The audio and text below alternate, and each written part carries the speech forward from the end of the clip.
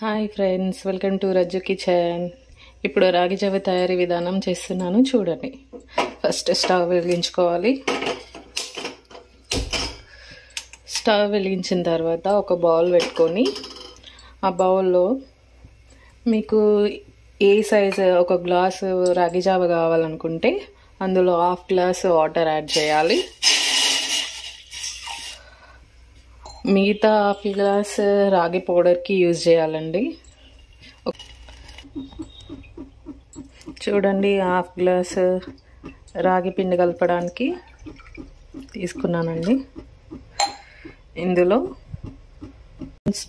2 spoons of రాగి powder,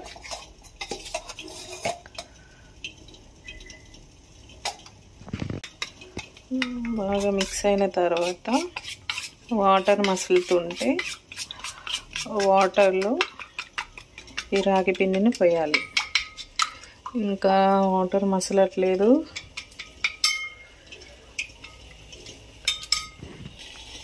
ఒక చిటికెడంతా salt వేసుకోవాలి. వాటర్ మసులుతున్నాయి కాబట్టి నేనైతే కొంచెం సాల్ట్ తీసుకున్నాను. మీకు సరిగ్గా సరిపోవాలంటే ఒక స్పూన్ కంటే కొంచెం తక్కువ సాల్ట్ తీసుకుంటే సరిపోతుంది. ఇప్పుడు వాటర్ మసులుతున్నాయి కాబట్టి మనం ముందుగా కలిపి పెట్టుకున్న రాగి వాటర్ ఇందులో వేసేసుకోవాలి. వేసుకున్న తర్వాత బాగా మిక్స్ చేసుకోవాలి.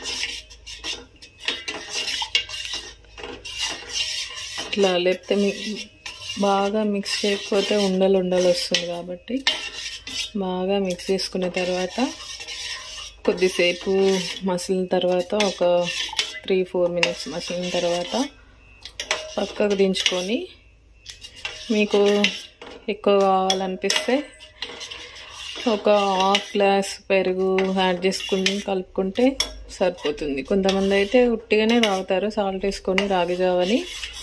నాకు మాత్రం ఉట్టిగా కంటే పెరిగేస్తే బాగా అనిపిస్తుంది కాబట్టి నేను పెరుగు యాడ్ చేసుకుంటాను.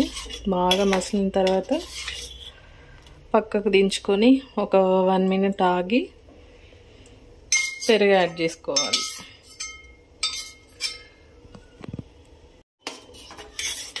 మీరు దించాకైనా యాడ్ చేసుకోవచ్చు, లేదా ఇలా మసులుతుంటేనైనా యాడ్ చేసుకోవచ్చు పెరుగు, అందులో ప్రాబ్లం ఏం లేదు. కాకపోతే దించినాక అయితే బాగుంటుందని నేను దించినాకనే యాడ్ చేస్తానండి. అయిపోయింది, మసిలింది, దించేస్తున్నాను. స్టవ్ ఆఫ్ చేశానండి. పెరుగు యాడ్ చేస్తున్నానండి.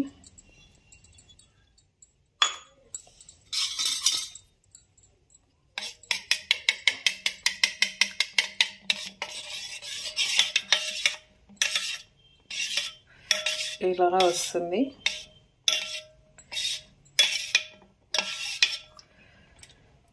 ఇప్పుడు రెడీ అయిపోయిందండి పెరుగు. చూడండి,